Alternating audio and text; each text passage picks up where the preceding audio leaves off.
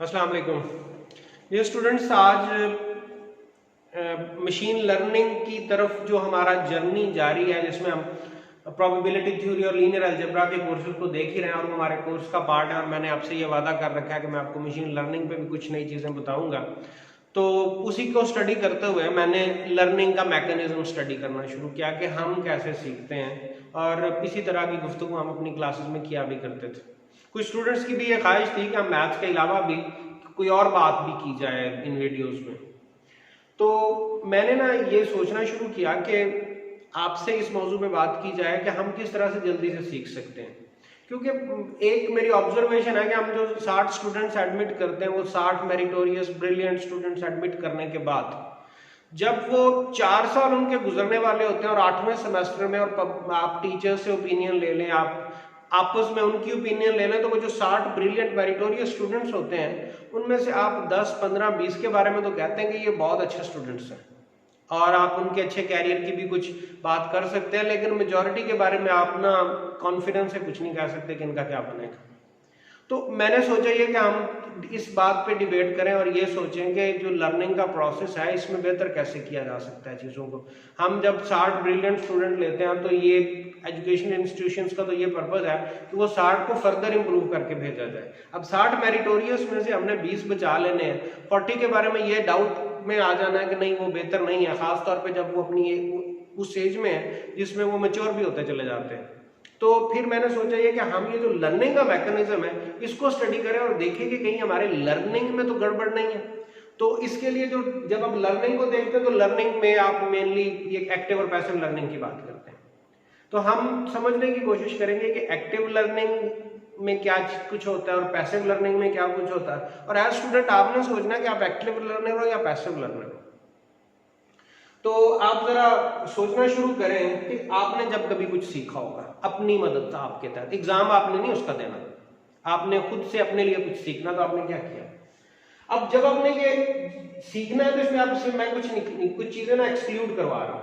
Exclude किस चीज को करवा रहा हूँ कि आप लेक्चर में बैठे हैं, you are sitting in a lecture and listening to a teacher और एक्सपर्ट। अब आपने टीचर का जो लेक्चर सुनते हैं उसको छोड़ दीजिए, या फिर आप एग्जाम के लिए रटा मार रहे हैं उसको भी छोड़ दीजिए। एग्जाम के रटे का जनरली होता क्या है, this training is only to get the information immediately after the subject. आपने जो एग्जाम के लिए जनरली रटा मारा होता है या जिसको आप सो कॉल्ड एग्जाम की तैयारी कहते हैं, वो आपकी एग्जाम की तैयारी एग्जाम के साथ ही चली जाती है। तो ये एक बहुत बड़ा फ्लॉ है। बच्चों को ये लगता है कि नहीं हम सीख रहे हैं, आप अगर सिर्फ एग्जाम की तैयारी कर रहे हैं आप कुछ नहीं सीख रहे, बहुत माइनर सी इंफॉर्मेशन रह जाती है, नॉलेज नहीं मिलता। अब नॉलेज और इन्फॉर्मेशन को भी आपने देखना है। जो आपके पास छोटी छोटे जो डिफरेंट डिस्क्रीट टॉपिक्स हैं उनके बारे में अगर आपको कुछ पता है तो उसको हम बोलते हैं इन्फॉर्मेशन। जब उसके आप कनेक्शंस डेवलप कर लेते हैं तो वो चीज़ आपके दिमाग में टिकती है, तो उसको हम बोलते हैं नॉलेज। ओके, सो अब स्टूडेंट डूइंग नथिंग। अब ये जो सारी जिसको मैंने ये जब सीखने वाली बात की तो मैंने क्या चीज निकाल दी है, जो आपका टिपिकल क्लासरूम एनवायरनमेंट निकाल दिया। उसमें आप करते क्या, student doing nothing but listening and they are not involved. अब मेजॉरिटी हमारे जो स्टूडेंट्स हैं उनका क्लास में यही हाल होता है, they are in the class but actually they are not in the class, they are not involved.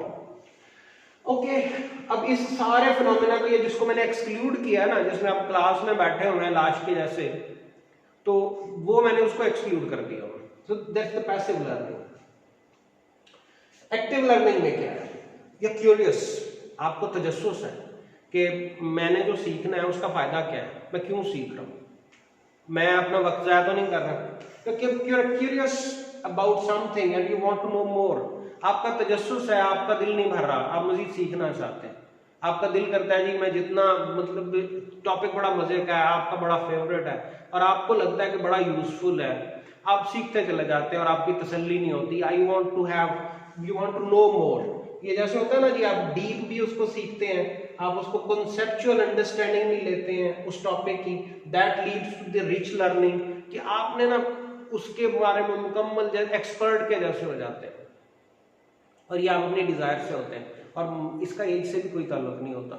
जो 5वीं, मैं कभी कभी सोचता हूँ कि अगर अरफा करीम को हम, अरफा करीम के पेरेंट्स का कंट्रीब्यूशन है कि अरफा करीम के पेरेंट्स ने अरफा करीम को अरफा करीम बनाया, उसमें टैलेंट था, पेरेंट्स ने उसको इन्वायरमेंट प्रोड्यूस किया, इन्वायरमेंट प्रोवाइड किया। अरफा करीम जितने जाने कितने टैलेंटेड बच्चे हैं जिनको वो इन्वायरमेंट नहीं मिलता और वो बच्चों का टैलेंट ज़ाया हो जाता है।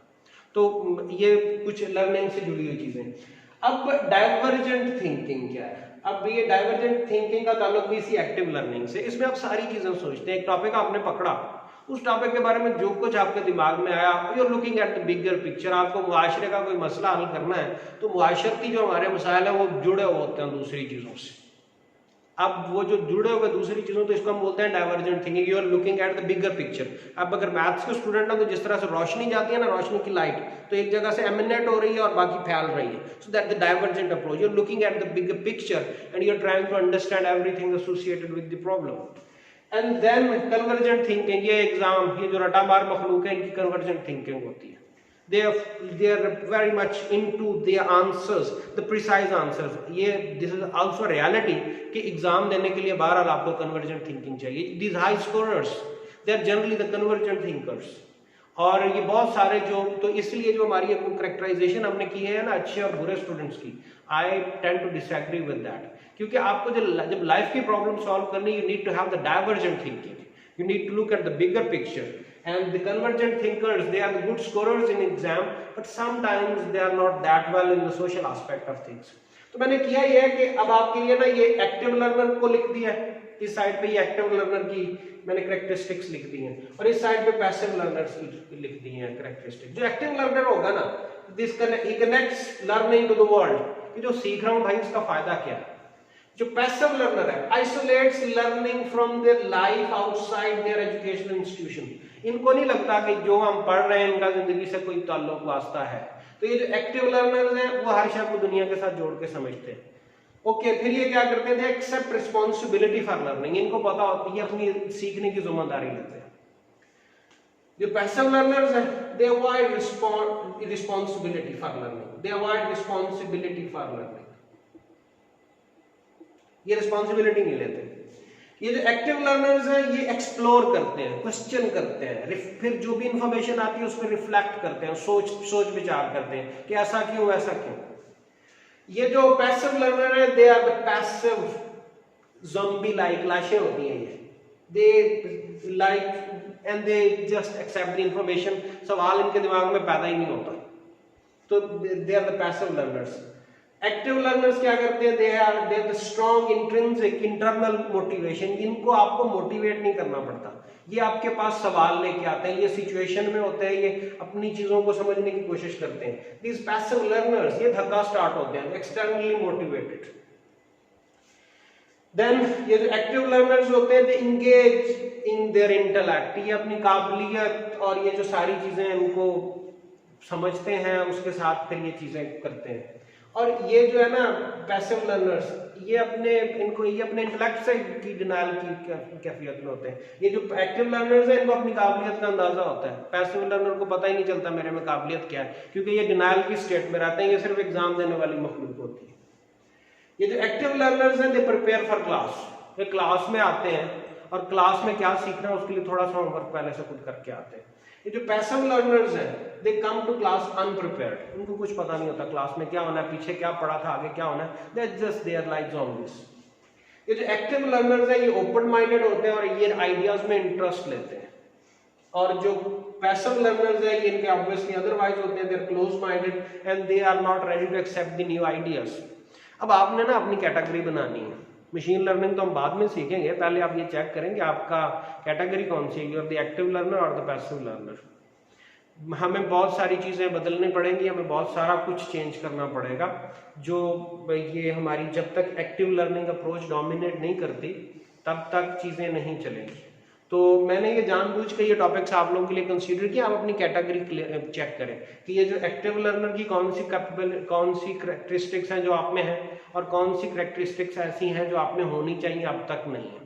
तो जो यंग लोग हैं उनको रिस्पॉन्सिबिलिटी लेनी है, तभी चीज़ें चलेंगी, तभी आपका रोजगार बेहतर होगा, तभी आपका कैरियर बेहतर होगा, तभी ये मुल्क बेहतर होगा। इस वीडियो में इतना ही, शुक्रिया।